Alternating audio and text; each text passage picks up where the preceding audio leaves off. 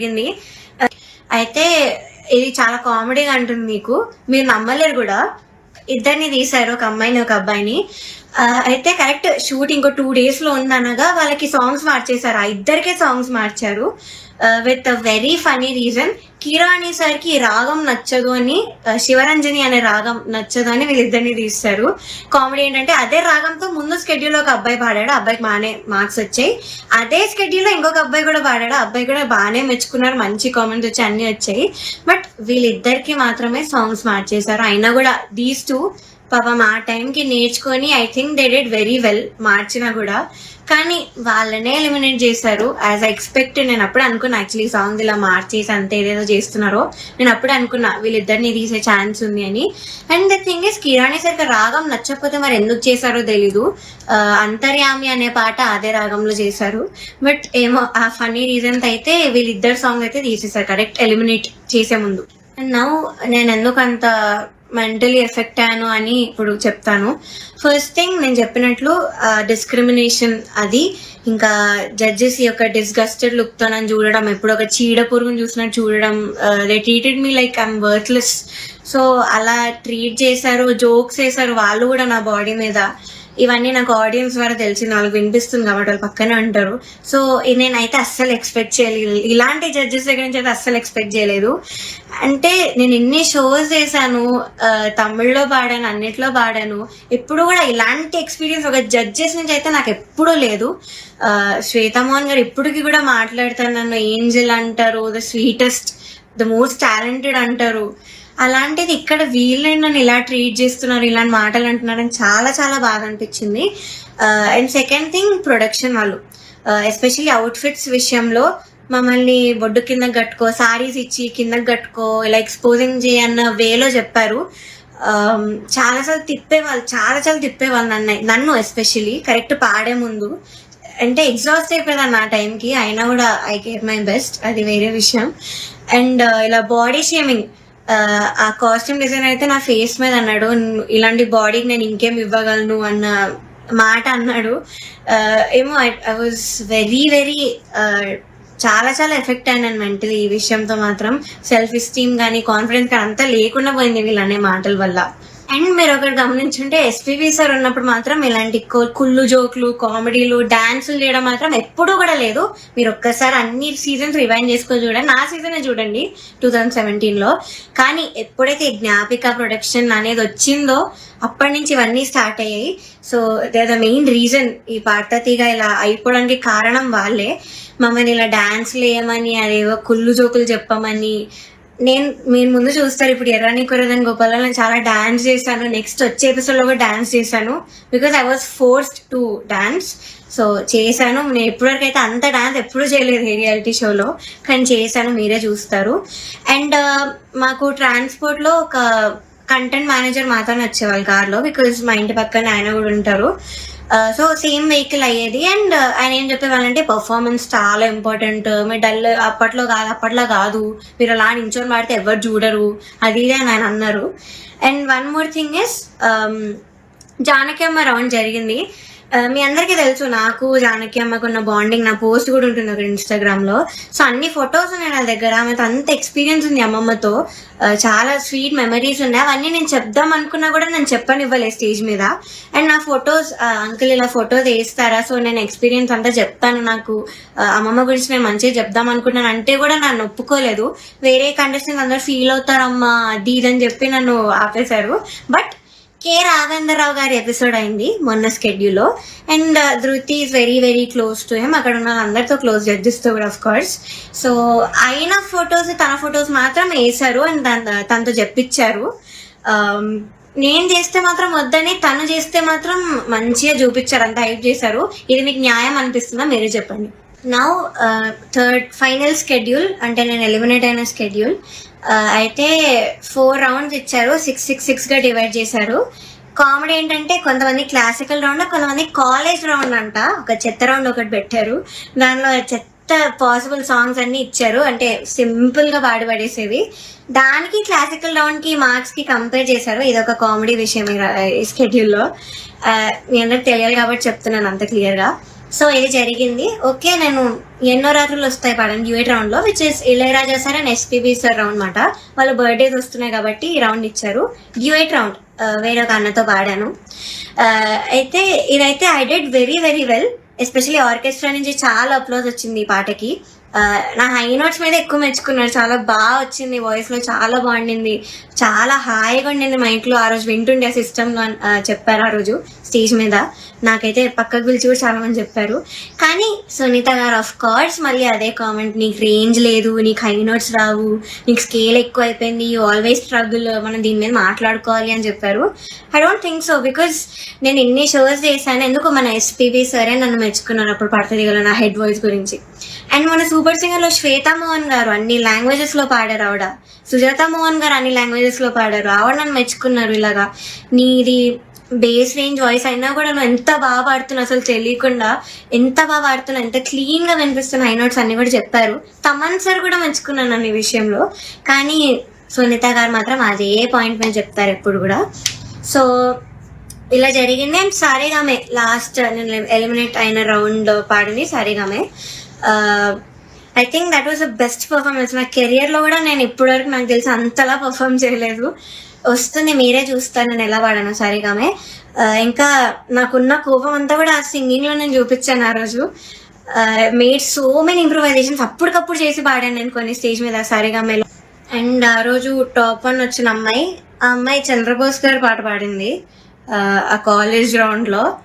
So ఆ పాటలో ఏదేదో ఇంప్రూవైజేషన్స్ చేసింది, అది అవుట్ ఆఫ్ పిచ్చింగ్ ఉండే మోస్ట్ ఆఫ్ దెమ్. అది లాస్ట్ లో లిరిక్స్ మర్చిపోయి నానా అని పాడింది. అది ఆయన కామెంట్స్ లో చెప్పకుండా అంతా అయిపోయాక అందరు క్లాప్స్ కొడుతుంటే పక్కన అనిల్ సార్ తో లిరిక్స్ మర్చిపోయింది అని అన్నాడు. నేను విన్నా, నేను అక్కడ అన్నా. అంటే బయటకు చెప్తున్నారు కాబట్టి, కానీ కామెంట్స్ లో చెప్పట్లేదు, ఆ మార్క్స్ లో కూడా ఆయన చూపించట్లేదు. How great is that. ఇంకొక అబ్బాయి అయితే లిరిక్స్ మార్చేసి ఏదేదో పాడాడు, కామెడీ పాట చేస్తారు. అది కిరాణి సార్ పాటే, అది కూడా అది లిరిక్స్ మార్చేసి ఏదో కామెడీ లిరిక్స్ యాడ్ చేసి పాడేశాడు ఎమోషనల్ సాంగ్. అయినా ఆయన స్టేజ్ మీదకి వచ్చేసి ఆ పాట కోరస్ పాడేసి, ఆయన పాట అంటే అంత ఎక్సైట్మెంట్ వచ్చేస్తుంది ఆయనకి. సో ఆటోమేటిక్ గా స్కోర్స్ కూడా అలానే పడిపోతాయి సేమ్ ఎక్సైట్మెంట్ తో. సో ఇది జరిగింది కరెక్ట్ ఎలిమినేషన్ ముందు అదే రౌండ్ లో. ఇంకా ఎలిమినేషన్ రౌండ్ వచ్చేసరికి ఫస్ట్ చంద్రబోస్ గారు లేచి వెళ్ళిపోయారు. నాకు పని ఉంది, హ్యావ్ టు గో, అది నిజమో కాదో ఎవరు తెలీదు, బట్ హీ లెఫ్ట్. మంచి హ్యాపీగా వెళ్ళిపోయారు ఆయన. కరెక్ట్ 5-6 ఉన్నప్పుడు కిరాణి సార్ ఈయన కూడా లేచి వెళ్ళిపోయారు. హీ వాజ్ లైక్ నాకు ఈ టెన్షన్ నా వల్ల కాదు, నాకు ఇంకేం సంబంధం లేదని లేచి వెళ్ళిపోయారు. బికాస్ ఆయన మనస్సాక్షికి తెలుసు అక్కడ. సో లేచి వెళ్ళిపోయారు. కానీ సునీత గారు మాత్రం అఫ్ కోర్స్ నా మీద అంత గ్రడ్జ్ ఉన్నప్పుడు నేను ఎలిమినేట్ అవ్వడం చూడాలి కదా. సో ఆవిడ మాత్రం అలానే కూర్చున్నారు, ఎంత ఒక ఈవిల్ స్మైల్ తో ఫేస్ మీద. I still remember that face, నా మైండ్ లో తిరుగుతుంది అది. నేను మాత్రం ఏడుపు కంట్రోల్ చేసుకుంటున్నాను. కంట్రోలింగ్ లేదు, ఐ షుడెంట్ క్రై. నన్ను ఇంత టార్చర్ పెట్టారు, నేను ధైర్యంగా బయట పెట్టాలి, దానికి నేను ఏడవకూడదు, నేను మంచిగా ఎలిమినేట్ అవ్వాలి హ్యాపీగా అనుకున్నాను. సో నేను మాత్రం మంచి స్మైల్ పెట్టుకొని నించున్నా. అయితే లాస్ట్ ముగ్గురు ఉన్నాం. లాస్ట్ కి ఒకరు సేవ్ అయ్యారు, నేను ఇంకా ఇంకొక అన్న ఎలిమినేట్ అయిపోయాము. ఇద్దరం ఎలిమినేట్ అయ్యాము. అయ్యాక నాకు కొంచెం ఐ గోట్ ఎమోషనల్ గా, అయినా కంట్రోల్ చేసుకుని వెంటనే ఐ గేవ్ అ స్మైల్. అయితే my mother she saw all of these కదా. సో ముందు నుంచి తట్టుకుంటూ వస్తున్నాం, ఇంకా తన వల్ల కాలేదు. సో మా మదర్ స్టేజ్ మీదకి వచ్చి నన్ను తీసుకెళ్ళిపోవడానికి ట్రై చేశారు. అక్కడి నుంచి ఆ ట్రాఫీ ఇవేం తీసుకోకు, వద్దు వెళ్ళిపోదామని. సో అదే ఎమోషనల్ మైండ్ సెట్ తో సునీత గారి దగ్గరికి వెళ్ళి ఎందుకు ఇంత అన్యాయం చేశారు అని ఇలానే అనింది మా మదర్. బట్ సునీత గారు ఆవిడ రిప్లై మాత్రం, నువ్వు వెళ్ళి ఇక్కడ ముందు ఇక్కడి నుంచి దయచేయి అనింది. ముందు ఇక్కడి నుంచి బయటకు వెళ్ళిపో అన్న వేలో ఆవిడ మాట్లాడారు. ఇలానే నువ్వు అన్నారు, which was very very cheap. అసలు ఎవరు ఎక్స్పెక్ట్ చేయరు అలాంటి జడ్జ్ నుంచి ఇలాంటి మాటలు వస్తాయని. నేను కూడా ఎలిమినేట్ అయిన షోస్ కూడా ఉన్నాయి. నేను తమిళ్లో బాగా ఎలిమినేట్ అయ్యాను, టాప్ 5 లో హాఫ్ మార్క్లో ఎలిమినేట్ అయ్యాది కూడా. అప్పుడు మేమేమి ఇలా ఎమోషనల్ అయిపోయి ఏం చేయలేదు, బికాస్ ఆ జడ్జెస్ అంత బాగా మాట్లాడారు కాబట్టి మాతో. చిత్రామ్మ ఎంత బాగా మాట్లాడతారు, ఇప్పుడు కూడా ఎంత బాగా ట్రీట్ చేస్తారు. ఆవిడ కాల్ చేసి కూడా మాట్లాడాను నేను ఎలిమినేట్ అయ్యాక. మమ్మీతో మాట్లాడారు, మనో సార్ కాల్ చేశారు, మాల్గుడి శుభమ్మ మాట్లాడారు. అలా మాట్లాడతారు కానీ నువ్వు ఇక్కడి నుంచి వెళ్ళిపో, దయచేయి ఇక్కడి నుంచి దయచేయి అని అలా చెప్పారు ఆవిడ. అలాంటి వాళ్ళని మీరు ఇక్కడ ఎంత హైప్ చేసి పైన పెడతారో ఐ డోంట్ అండర్స్టాండ్ వై. ఇప్పటికైనా మీకు అర్థం కావాలి వాళ్ళ గురించి. కానీ ఎందుకో మీ మైండ్ సెట్స్కి ఎక్కదు. నాకు డౌటే, నేను చెప్పేది కూడా మీకు ఎక్కుతుందో లేదో. కానీ నేనైతే అంత ధైర్యంగా బయట పెట్టాను. బికాజ్ నేను ఈ కెరియర్ వదిలేద్దామని డెసిషన్కి వచ్చాక నేను ఇవన్నీ బయట పెడుతున్నాను. బికాజ్ నాకు ఇంకా రావు ఆపర్చునిటీస్. ఎందుకంటే పెద్ద పెద్ద నేమ్స్ తీసుకున్నాను, వీళ్ళందరూ మీరు చెప్పాను కాబట్టి నాకు ఇంకా ఉండదు. ఈ మ్యూజిక్ లో నాకు ఇంకా ఎలాంటి ఛాన్స్ అనేది రాదు.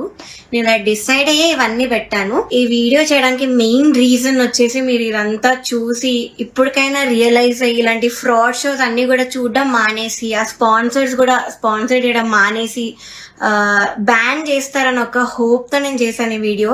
అండ్ నాలా చాలా మంది సఫర్ అయిన వాళ్ళు ఉన్నారు, కానీ ధైర్యం లేక కెరియర్ గురించి ఆలోచించి చాలా మంది మాట్లాడకుండా ఆగిపోయారు. నేను మాత్రం కెరియర్ వదిలేస్తున్నాను కాబట్టి ఇదంతా చెప్తున్నాను కెమెరా ముందు ధైర్యంగా. సో జడ్జెస్, మీరు ఆ సీట్ లో కూర్చున్నప్పుడు మీకు ఒక రెస్పాన్సిబిలిటీ ఉంది, జస్టిస్ చేసే ఒక రెస్పాన్సిబిలిటీ. కానీ మీరు అది చేయకుండా మీ ఇష్టం వచ్చిన వాళ్ళని తెచ్చి మా అమ్మాయివే నువ్వు, నేను బుడతల బ్యాచ్ నుంచి నువ్వు అప్పటి నుంచి చూస్తున్నాను అది ఇది అని చెప్పి ఇవన్నీ చేసి మీరు సరస్వతి అమ్మవారిని అవమానం చేస్తున్నట్టు, మీరు షేమ్ చేస్తున్నట్టు, ఇన్సల్ట్ చేస్తున్నట్టు సరస్వతి దేవిని. సో మీరు ఇలా చేసే పని అయితే ప్లీజ్ డోంట్. జడ్జి సీట్ లో కూర్చోకండి. ఇంకా చిత్రమ్మ, ఎస్పీ శైలజమ్మ, మనో గారు వీళ్ళు ఉంటే ఎంత బాగుంటుంది ఒక ఆ ప్లేస్ లో, ఎంత బాగుంటుంది ఆ జడ్జ్మెంట్.